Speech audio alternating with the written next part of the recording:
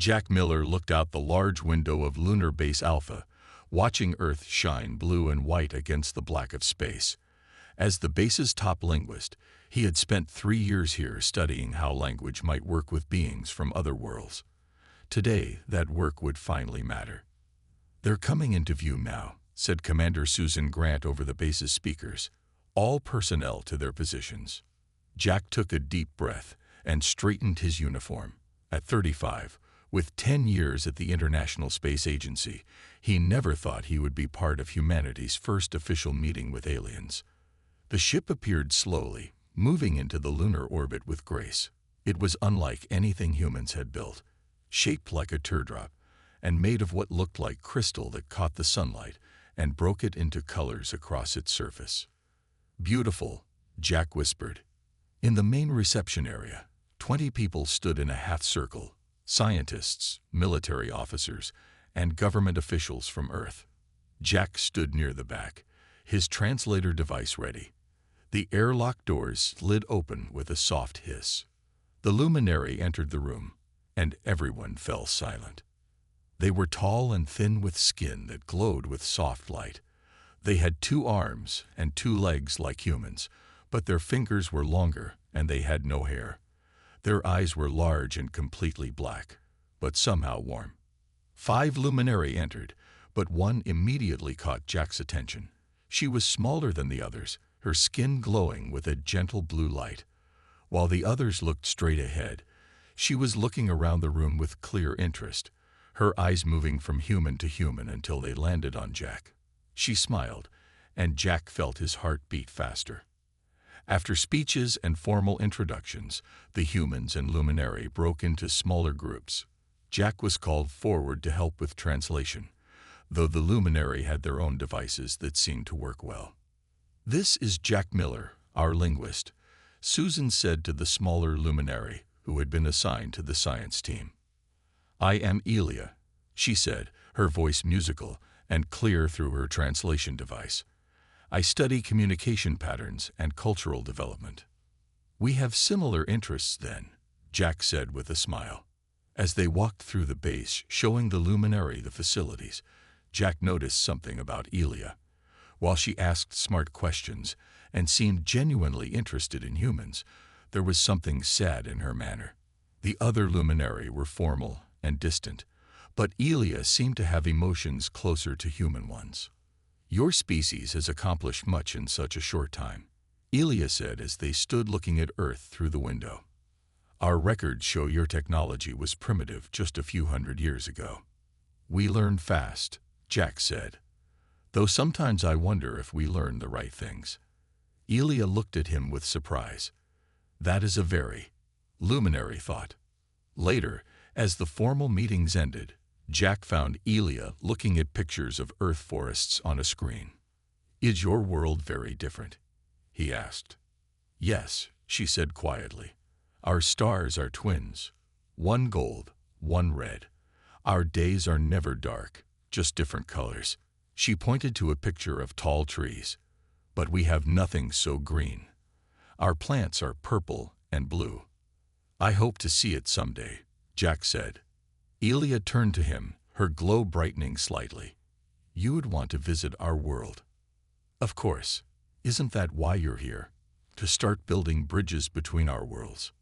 "Yes," she said, but her glow dimmed slightly. "Among other reasons. Are you okay?" Jack asked, noticing the change. "I am fine," she said, her professional tone returning. "Just tired from the journey." As she turned to leave, Jack noticed her hand shake slightly as she steadied herself against the wall.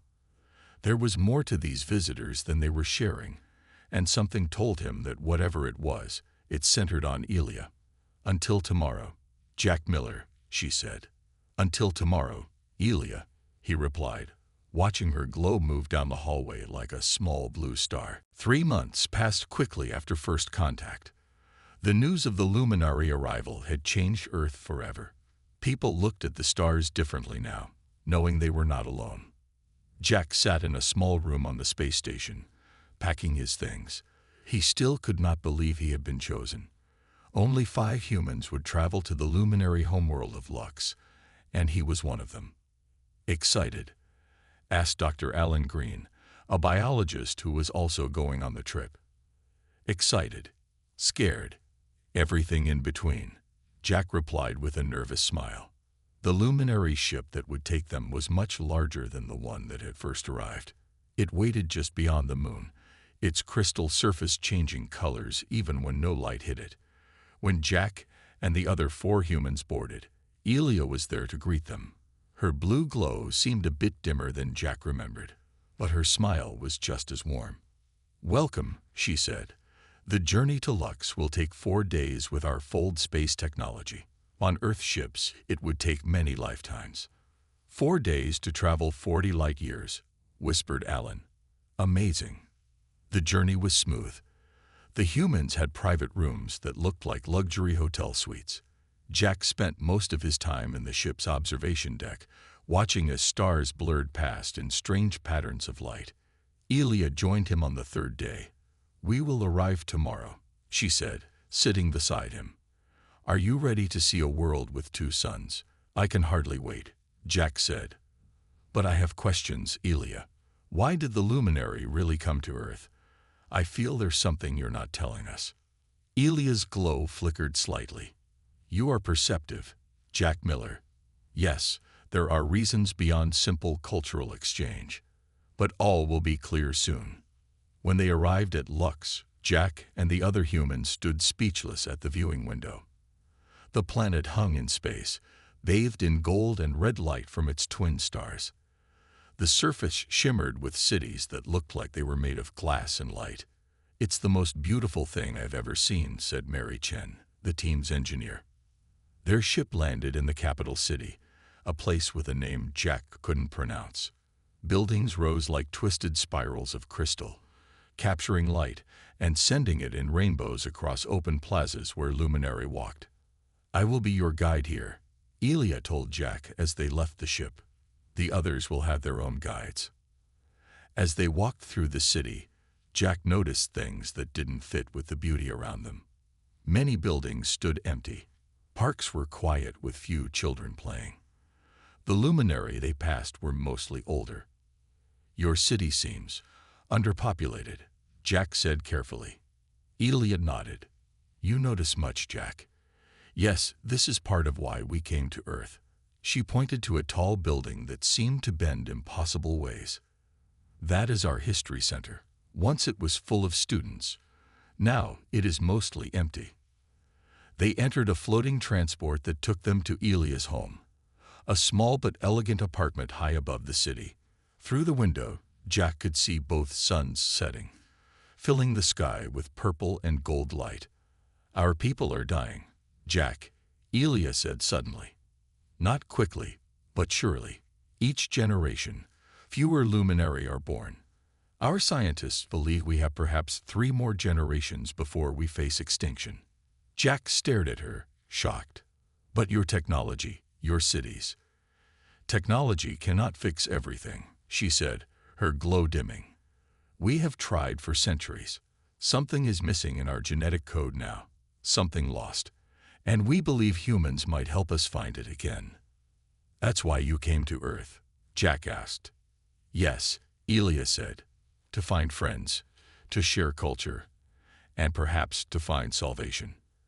As night fell on Lux, Jack looked at the unfamiliar stars from the window of his new home, wondering what secrets this beautiful but dying world held. Jack spent his days learning about luminary culture and working with Elia in the Great Archives.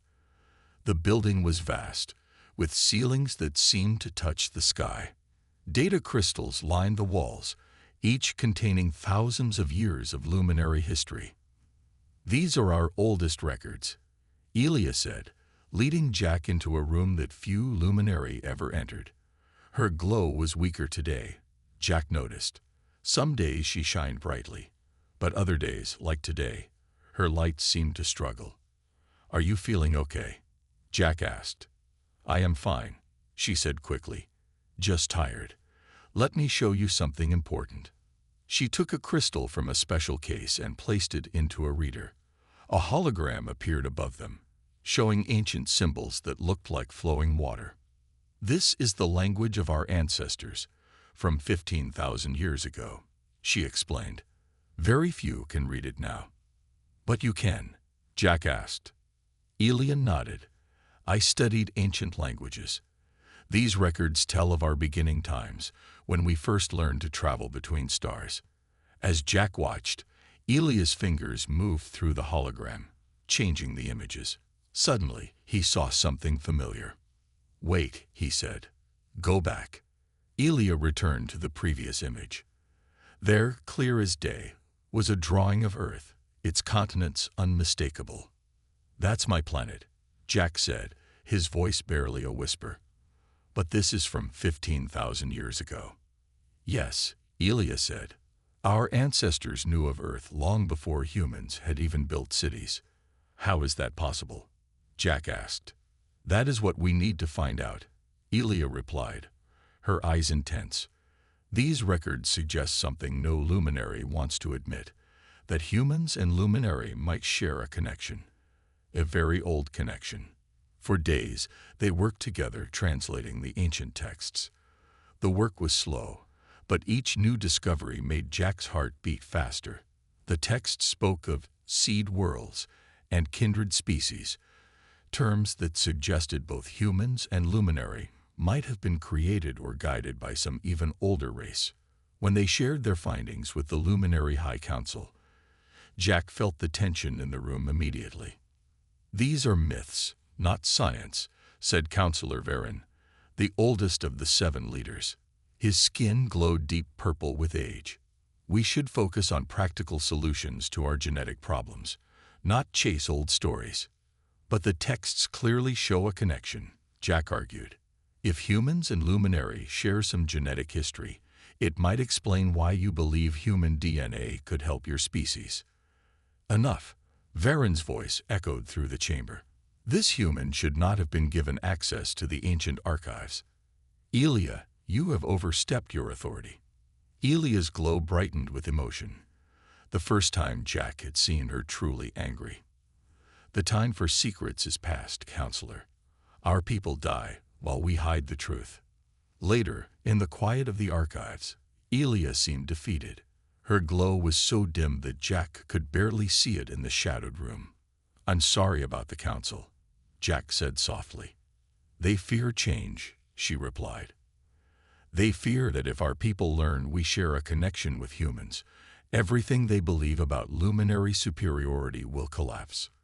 Elia, Jack said, noticing how her hand trembled as she put away a crystal, please tell me what's wrong with you. I know something is. She looked at him for a long moment, then spoke quietly. I am dying, Jack. Many luminary my age are. Our internal light fades earlier with each generation. Mine will be gone within a year. No, Jack said, reaching for her hand. There must be something. There might be, she interrupted. But to find it, we need to go somewhere forbidden. Somewhere even the council fears. Her eyes met his. Will you help me, Jack? Even if it means breaking luminary law. Without hesitation, Jack nodded. Yes, show me where we need to go. Jack and Elia left the city at night, when both suns had set and most luminary were resting. They took a small flying craft that Elia had borrowed from the Science Center. Where are we going? Jack asked, as they flew over the empty landscape. Below them, the ground glowed with soft purple plants that looked like ferns. To the first landing site, Elia said, the place where our ancestors first settled on Lux. It is forbidden to visit without council approval.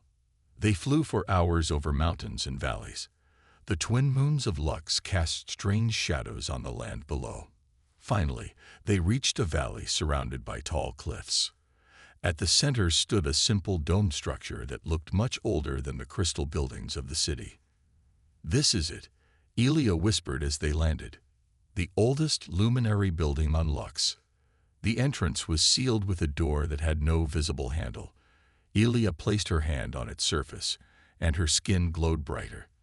The door recognized her light pattern and slid open. How did you do that? Jack asked. I told you I studied ancient records, she said. I found the access codes months ago. Inside was a single room with a floor that spiraled down into darkness. They followed the spiral path, going deeper underground. The air grew colder. Jack wished he had brought a heavier jacket.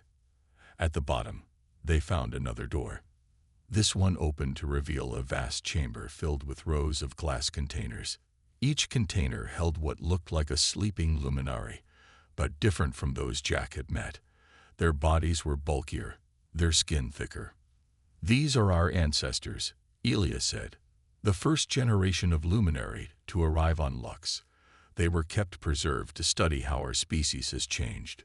Jack moved closer to examine them. They looked different from modern luminary.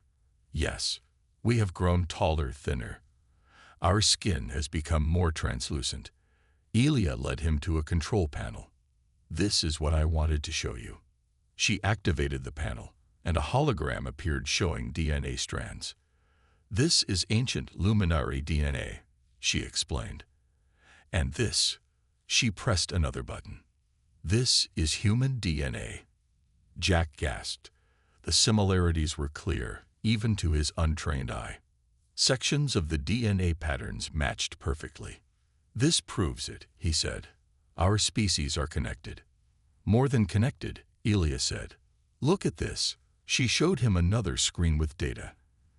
"These are genetic markers found in humans, but not in modern luminary.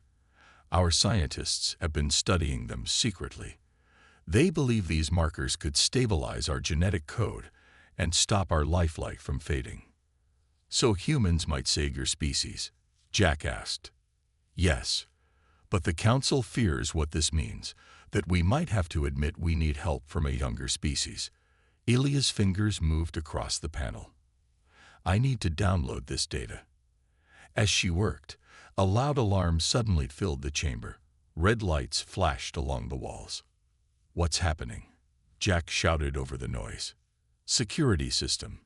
Elia's hands moved faster. "I need just a few more seconds to get the data." Metal doors began closing around the chamber. From side passages, robot guards emerged, floating spheres with extending arms. "Intruders detected," a mechanical voice announced. "Surrender for processing." "Run," Elia shouted, grabbing a small crystal that contained the downloaded data, back to the entrance. They raced up the spiral path, the robot guards following. At a narrow section, one of the robots caught up to them. Its metal arm reached for Jack. "No," Elia shouted. She put herself between Jack and the robot. Her entire body suddenly glowed with blinding blue light. The robot's systems overloaded, and it fell back.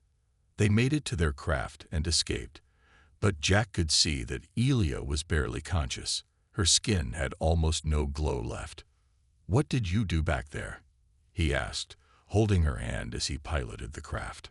"Used my lifelight as a weapon," she whispered. "It takes much energy, but we got what we needed." As they flew back toward the city, Jack watched Elia's dimming light with growing fear. He had the data that might save her people, but would it come in time to save her? Jack helped Elia into her apartment as the twin suns rose over the horizon. Her skin barely glowed now, looking pale and almost transparent. She could hardly walk without support. "You need a doctor," Jack said, helping her to a curved couch that seemed to float a few inches above the floor. "No," Elia said weakly. "No luminary doctor would help me now. I broke our highest laws by taking you to the first landing." "Then what do we do?" Jack asked, his voice showing his worry. "Contact Dr. Lisa Reed," Elia said. "She works with the other humans in the Science Center. She knows about genetics. Show her the data crystal." Jack called Dr. Reed using the communication device Elia gave him. Within an hour, the human doctor arrived with her luminary colleague, Dr. Navar. Despite the risk, Dr. Navar had been secretly working with a small group of luminary scientists who believed cooperation with humans was their only hope. While the doctors examined Elia, Jack showed them the data crystal. They connected it to Elia's home system, and holograms filled the room showing the genetic codes of both species. "This is amazing," Dr. Reed said, studying the patterns. The similarities are undeniable. Can it help Elia? Jack asked. Perhaps, Dr. Navar said, but it will take time to develop a treatment. Later, when the doctors left to begin their work, Jack sat beside Elia. She looked so fragile now, her once bright blue glow reduced to the faintest shimmer. Why did you risk everything? Jack asked. Your position, your health, your life, all to get this information. Elia was quiet for a long moment.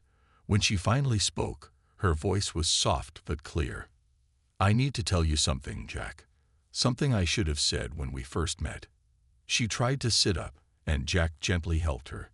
The Luminary have known about humans for decades. We have watched your planet from afar, studying your development. Jack stared at her. You've been watching us, all this time. Yes, and we have debated what to do as our species grew weaker. Some wanted to simply take what we needed from humans, genetic material, test subjects.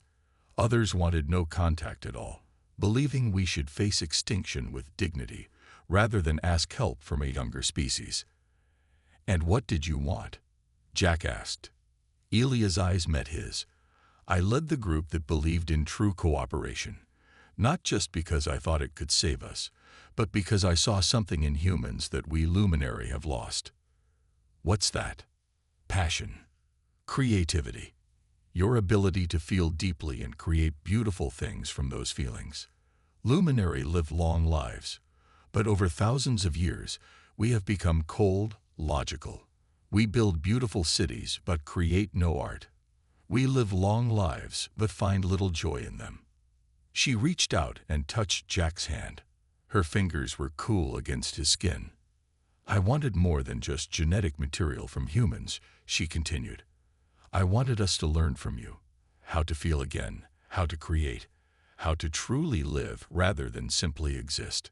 Jack felt his throat tighten with emotion. That's why you seem different from the other Luminary. Yes, she said. I studied human art, music, literature. I tried to understand human emotions, and when I met you, I realized I was successful in at least one way. What way? Jack asked. Elia's glow brightened just slightly, focusing around her heart. I learned how to care for someone beyond reason or logic. I risked everything not just for my people, but for a future where our species might share more than just genetic code. The meaning of her words sank in slowly. Jack took her hand in his, careful not to hurt her. We'll find a way to help you, Elia. I promise. I believe you will, she said, but even if you cannot, knowing you has made my shortened life worthwhile. Word of what happened at the first landing site spread quickly through the Luminary government. The High Council called an emergency meeting.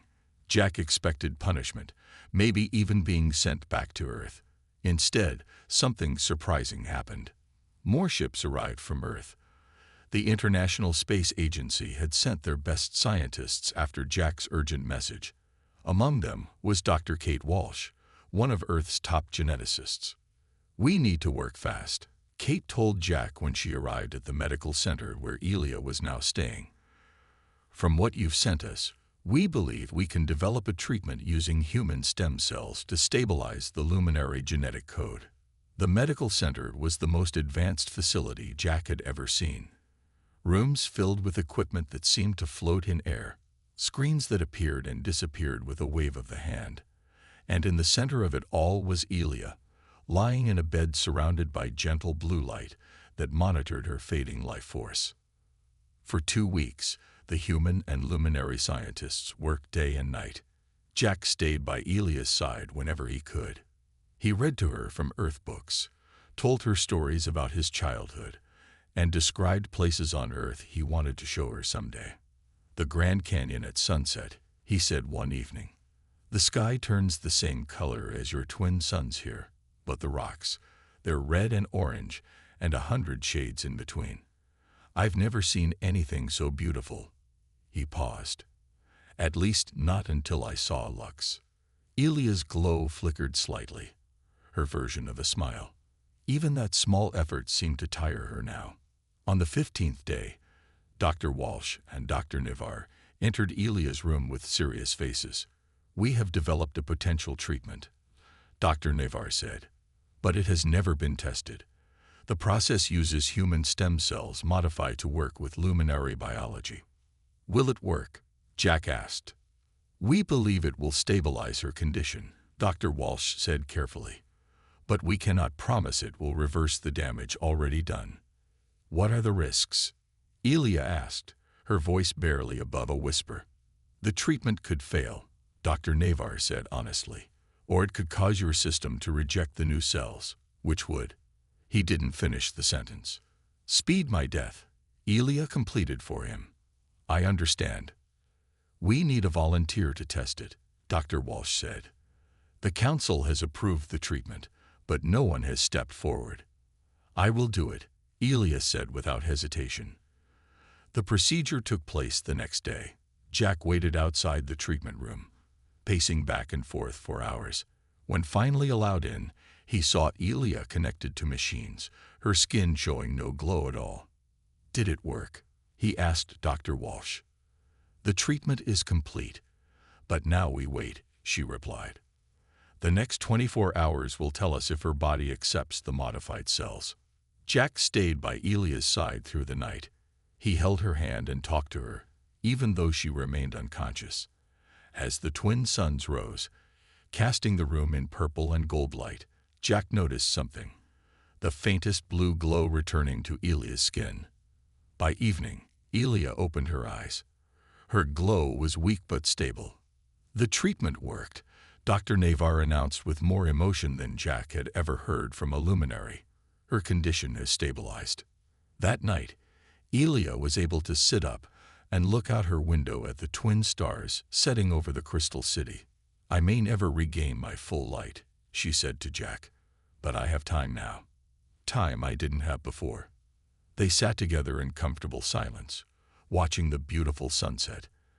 After a while, Elia turned to Jack. "May I ask you something?" she said softly. "Anything," Jack replied. Elia's glow brightened slightly around her heart. "May I rest beside you, human?" Jack didn't know the full cultural meaning of her words, but he understood their importance from the way she said them. "Yes," he said, taking her hand. "For as long as you want." 6 months passed since Elia's treatment. The genetic therapy developed by the human and luminary scientists had been improved and tested on more volunteers. Each time, the results were positive. The luminary would not face extinction after all. Jack stood on the balcony of the new Human Luminary Research Center, watching ships arrive from Earth. More scientists, diplomats, and even a few tourists were coming to Lux now. The relationship between the two worlds grew stronger each day.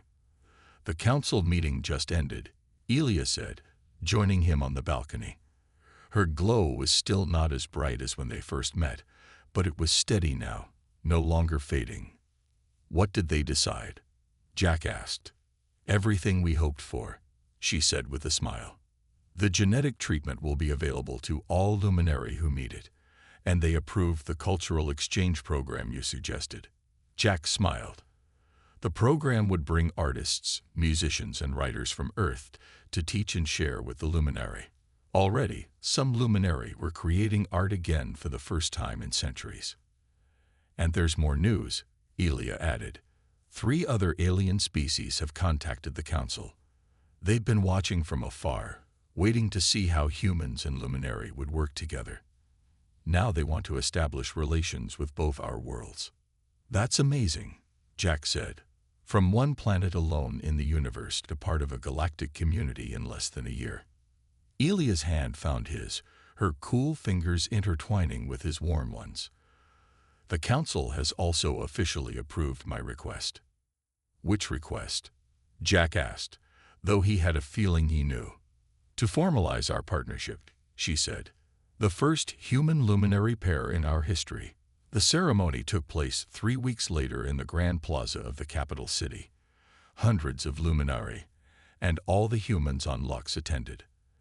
They combined traditions from both worlds, vows spoken in both languages, the exchange of rings as humans did, and the sharing of light as luminary did. For the light sharing, Jack placed his hand over Elia's heart, and she placed hers over his. A small part of her blue glow moved into his chest, creating a faint shimmer beneath his skin that would remain there forever.